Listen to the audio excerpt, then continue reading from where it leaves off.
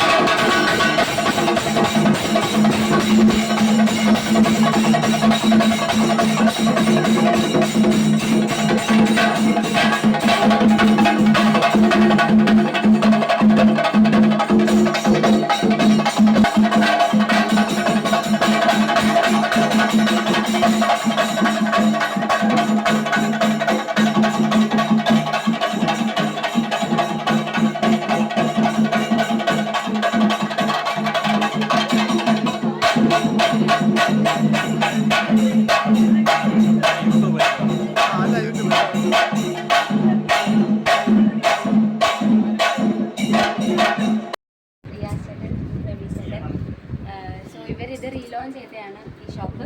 സാഫല്യം കോംപ്ലക്സിനകത്ത് പാളയത്ത് food care, അതെ, second ഫ്ലോറിലാണ്. ഈ ഔട്ട്ഫിറ്റും ഇവരുടെ ലേഡീസ് സ്റ്റോറിൽ നിന്നാണ്.